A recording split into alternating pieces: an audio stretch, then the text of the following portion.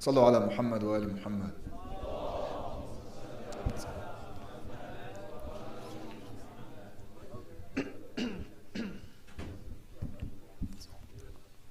أعوذ بالله من الشيطان الرجيم. بسم الله الرحمن الرحيم. الحمد لله رب العالمين، وصلى الله على سيدنا محمد وآله الطيبين الطاهرين.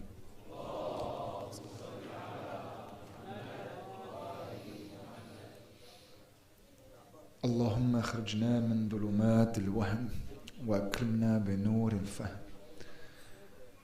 اللهم افتح علينا أبواب رحمتك وانشر علينا من خزائن علومك يا أرحم الراحمين. اللهم علمنا ما ينفعنا وانفعنا بما علمتنا وزدنا علما. My brothers, my sisters, Assalamu alaikum wa rahmatullahi wa barakatuh. We've been speaking about what it means to truly be on this path towards Allah subhanahu wa ta'ala. What constitutes being a true Muslim. That Adam was a Muslim, that Nuh was a Muslim, Ibrahim was a Muslim, and Musa was a Muslim, and Isa was a Muslim. Because Islam starts from the very beginning. Islam is Deenullah. The path of Allah is Islam, because Islam means to submit myself to Allah, to detach myself from that which is other than Allah. When I say Ashhadu an la ilaha illallah, that means there is a practical aspect. Must live this life according to the worldview of being a true Muslim, someone who has submitted themselves to Allah. So we said that the way in which we see the world, our worldview and our paradigm, is what will really affect our actions in someone who submits to Allah. And that these superficial outer actions that people associate with Muslims are not enough to truly be a servant of God, for someone to accept their status as a servant of God. That Allah has put us on this earth primarily to act as His vicegerents, to know Him through knowing ourselves, to know Him through knowing ourselves. We've been speaking about the pure heart, the sound heart. Through the sound heart, one comes to know themselves. Sallu ala Muhammad wa ali Muhammad. Shukran.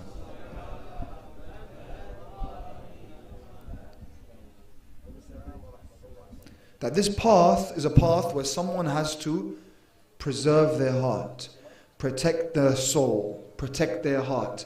It's a lifetime of the world trying to break your heart, and you're trying to protect it in order to give it to Allah subhanahu wa ta'ala. And the worldview that you see, the worldview, the aqeedah that you're supposed to have, and the outer actions through the sharia that Allah subhanahu wa ta'ala is supposed to give us, that He gave us, that we're supposed to live by. Sallu ala Muhammad wa ali Muhammad.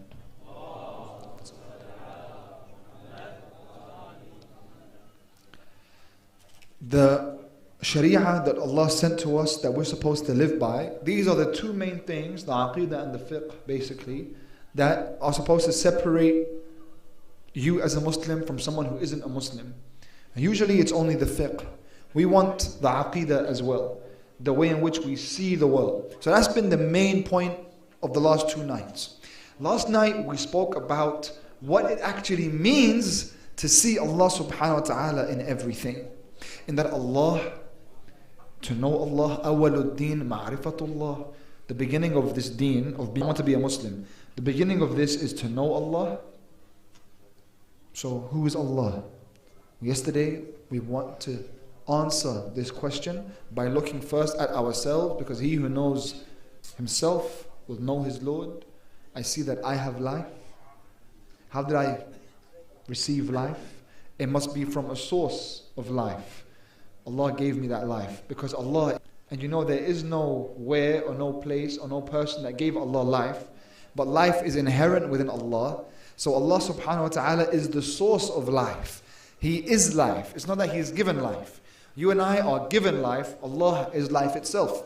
You and I are given knowledge. Allah is knowledge itself. You and I are given power. Allah is power itself. The difference is the minuscule part of life that you have, the minuscule part of knowledge that you have, the minuscule part of power that you have it in small doses. Allah subhanahu wa ta'ala has it in infinity. So by looking at yourself in your minuscule level, multiplying that by infinity allows you to understand more of Allah subhanahu wa ta'ala's names. The way in which I come to know His names is how I'll come to know Him. Because I can't know His essence on its own. No one can fathom the essence of Allah, what He actually is. What you can know is His names. And your aim in life is to emulate those names to the best of your ability. There is a hadith that the great mystics used to advise students to carry with them at all times. The hadith is a famous hadith known as Hadith Unwan al-Basri. Unwan al-Basri was a man who lived in the time of Imam al-Sadiq alayhi salam. And Unwan al-Basri was 94 years old when he narrated this hadith. So Unwan was a student of Malik ibn Anas. Malik is one of the 4 imams of the Sunni madahib. You know, you have Shafi'is, Hanafis, Hanbalis and Malikis. Malik was the imam, he's seen now as the imam of Malikis. He was a scholar. And Unwan al-Basri was studying under Malik. He reached a stage where he felt that he wasn't benefiting anymore. And he wanted deeper knowledge, greater knowledge. And he was seeking. And to be honest, this is the first lesson that we extract from the hadith. Because at 94 years old, you decide you still want to seek, you're still looking for more. So he decides to look further than Malik. And he finds Imam Ja'far al-Sadiq alayhi salam to be a great scholar. He was known as a great scholar even by those who don't perceive him to be a ma'soom. So he went to Imam al-Sadiq alayhi salam. I want to study under you. He goes to the Imam of his time, and I want you to constantly juxtapose this story with yourselves and Imam Mahdi, okay? He goes to the Imam and he says, I want to study under you. I want knowledge. Give me knowledge. And what does the Imam reply to him? He says, but you've been studying under Malik this whole time. You already have a teacher. What do you need me for? You have your teacher. You haven't been with me as your teacher this whole time. Go back to your teacher. You think now when you call out to the Imam and you say to the Imam, I want to be under your wing and I want to follow you and I want you to be my teacher, because that's what it is. Imam Mahdi is supposed to be you and I's teacher. That's ultimately what it is. He's our teacher for real. He teaches us. The pure heart learns from him. But if you already have teachers that are on paths other than the path of the Imam, and you go to him, what makes you think you're going to receive a reply that's any different to the reply that Malik received? Malik said, I want to study under you. He said, you already have a teacher. Go back to your teacher. You don't want to be with me. You want knowledge from me? You already have a teacher.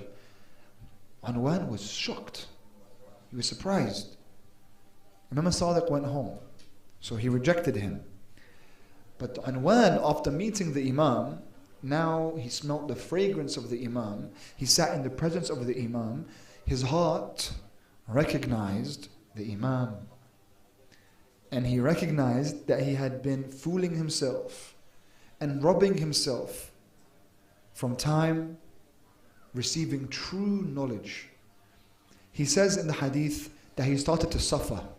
He went home, he had a hard time sleeping. He felt anxiety in his chest constantly for days on end. But he was a smart man. He went to the tomb of Rasulullah and he sat there.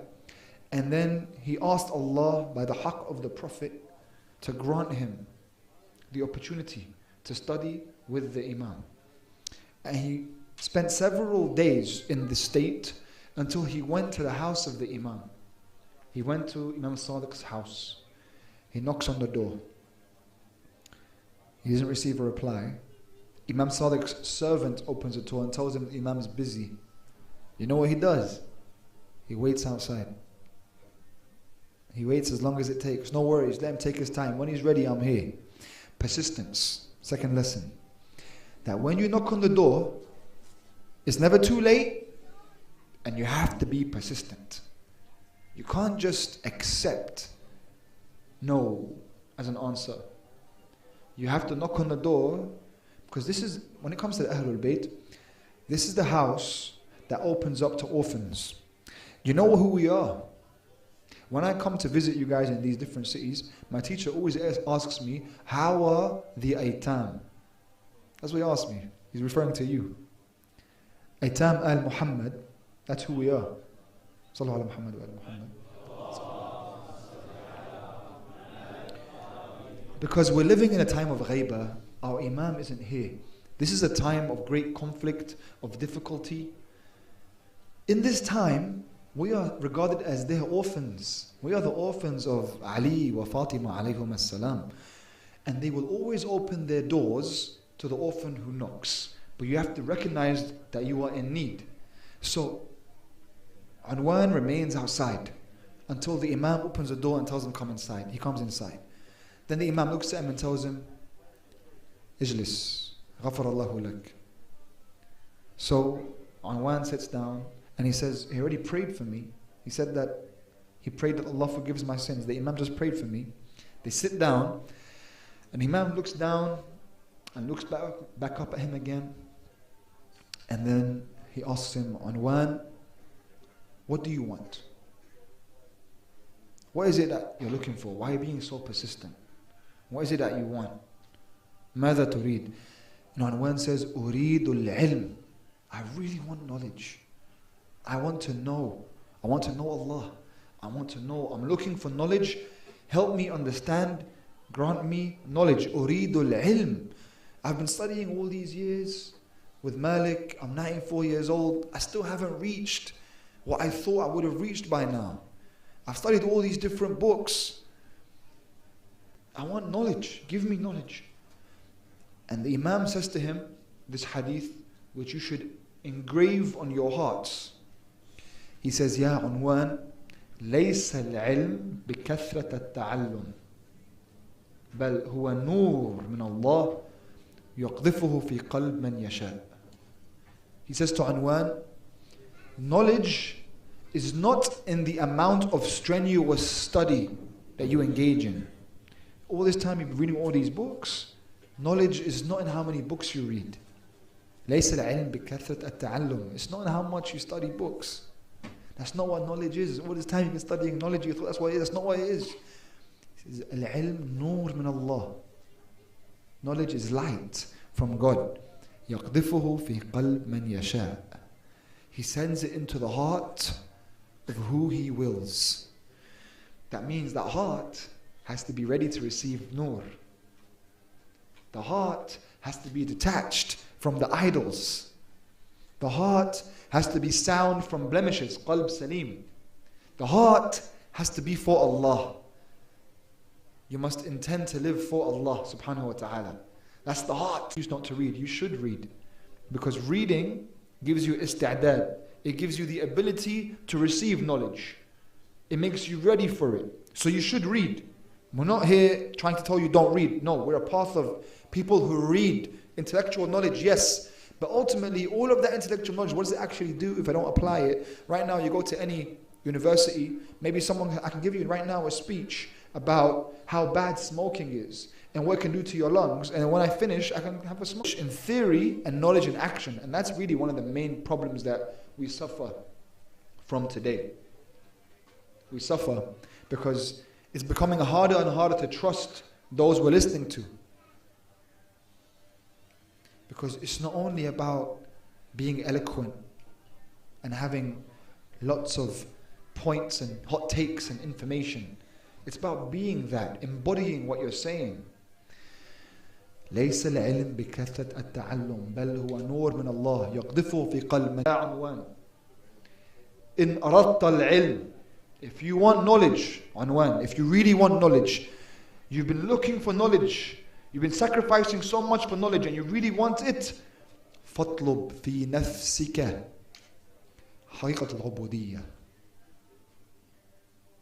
He said, if you really want knowledge, then you must demand within yourself. فاطلب في نفسك. Demand within yourself. There's a reason why he says that. في نفسك. He doesn't say subhanahu wa ta'ala, detaching from everything else. So if you really want that, فاطلب في نفسك. Okay. Yes, the self. He says, you must demand within yourself. All that's in the book is the trigger for what's already inside you. If you read something and you're inspired, it triggered what's already inside you. But what you're looking for is already inside you. It's already there. But you need to extract it. It's there because those attributes we spoke about, you have life, you have knowledge, you have power, they're there. So you need to connect them to the name of Allah subhanahu wa ta'ala. Within yourself, you want knowledge, then you look for the name, Al-Alim. Alim, you seek that name. I don't know if you guys have had an experience where a person in your life had great wisdom and great knowledge, but had no degree and had no great ability to structure sentences. But they had, in our traditions, we're told those who commit themselves to devotion and prayer receive wisdom. This is different to information. I can give you information all day long. It doesn't mean I'm wise. It doesn't mean I embody it. There is a type of knowledge that's given to the devotee of Allah subhanahu wa ta'ala from Allah directly. He doesn't have in common with anyone else that just studies books. There is something given from Allah to a person directly, knowledge of light in the heart. And that's why you gravitate towards these names. You're supposed to gravitate towards the name Al-Alim. You're supposed to gravitate towards the names of Allah and exemplify them in your life so you can become an example of that name. And that is the aim of life. The aim of life is to exemplify the names of Allah. You're supposed to manifest them. That's what you're supposed to do. That's why you're here. The reason that you're so attracted to the personality, the reason you're so attracted to the persona of Imam Ali, and the reason you're so attracted to the persona of Rasulullah is because they are the greatest manifestations of the names of Allah. That's why. That's what it is. They're a human being with the names of Allah.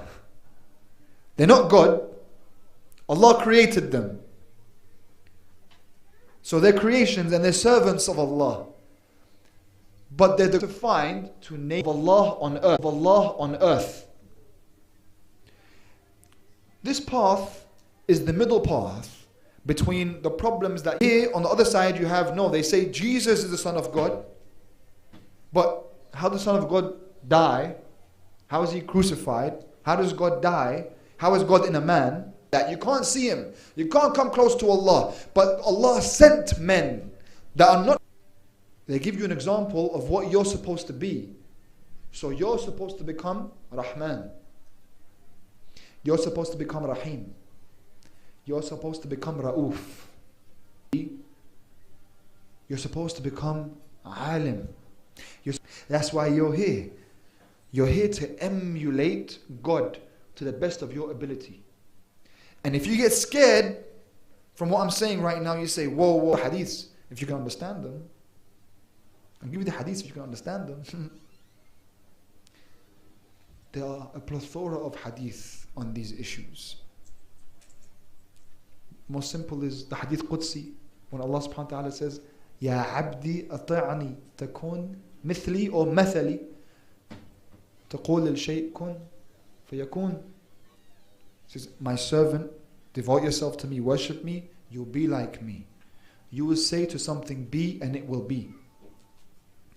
We have a hadith from the imam. He says, لِلَّهِ رِجَالٍ إِنْ أَرَادُوا أَرَاد. When they desire, he desires. Their will became unified. It became one.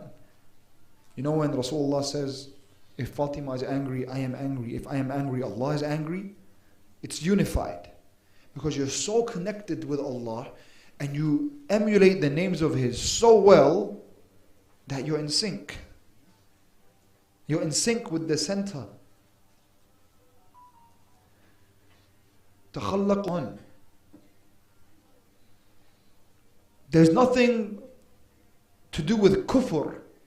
There's nothing to do with shirk when it comes to this.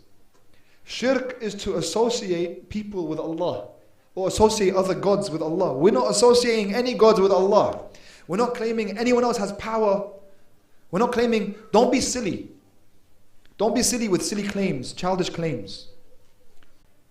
I'm telling you to be like the imams. And this is what you're supposed to be. This is the aim of life. This is why you're attracted to wealth. This is why you're attracted to beauty. It's common sense. Saraha.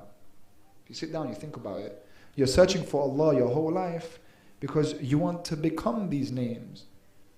Ultimately, you must understand you can never become Allah. You can't. And here is the focal point of the entire issue, the irony that you can only receive from Allah when you realize your own faqr. يا أيها الناس أنتم الفقراء إلى الله والله هو الغني الحميد. O people, you are the ones in poverty to Allah. You have faqr, you have nothing. There is nothing from you that you can offer. You have zero. You don't even have control over your own existence. You're completely contingent. And you ask, why don't I receive? Why don't I receive? Why doesn't Allah give me? Why doesn't He answer my prayer? Are you giving Him the space to answer your prayer? Or are you taking it up because you want to be Allah in your life? You're not realizing your own faqr. The only way that you can receive from Allah is by letting go of everything else, including the ego within yourself that wants to stay there and say, أَنَا رَبُّكُمُ الْأَعْلَى. You have to go to the ocean. I can't just go with this cup to the ocean and then blame the ocean when it gives me a cup full of water and say, this is all the ocean gave me. Look at this ocean. It has so much, but this is all it gave me. Habibi, why did you bring only a cup? That's your capacity. You should have brought a bigger container. Imam Ali alayhi salam says, كل وعاء يضيق بما جعل فيه إلا العلم إنه يتسع. He says every container becomes full with whatever you fill it up with, except the container. You and I. When you fill it up with knowledge, it expands. Rabbi zidni ilma. It expands. That means the container you can take to the ocean doesn't have a limit. You go to the ocean, break the cup, take the whole ocean. You can. You just have to remove the borders of the cup. Remove the borders. All you are is a border. And you must remove that to receive everything. To receive the whole ocean. You get rid of the borders. You embrace the ocean. Then you embrace everything Allah has to give you. Then you emulate the names. That's what the imams did. The imams, they broke their borders. They don't even recognize their borders. They see Allah subhanahu wa ta'ala. On earth, they know they are a servant of Allah. They worship Allah. And they play their role as leaders of mankind. Whilst on the outside, they see nothing except Allah subhanahu wa ta'ala. Even in the evil moment, someone asked yesterday, if everything is Allah, what about evil? I didn't say everything is Allah, by the way, yesterday. I said manifestations of Allah. Everything comes because there's nothing else. Allah is the source of everything. So, everything is a manifestation coming from life itself. So what about evil things? Evil things are the lack of the names of Allah. It's like with darkness and light. It's not that darkness is actually there, it's that it's a lack of light. Existence and non-existence. Non-existence is a lack of existence. Evil is a lack of good. Allah is only good. Only good manifests from Allah.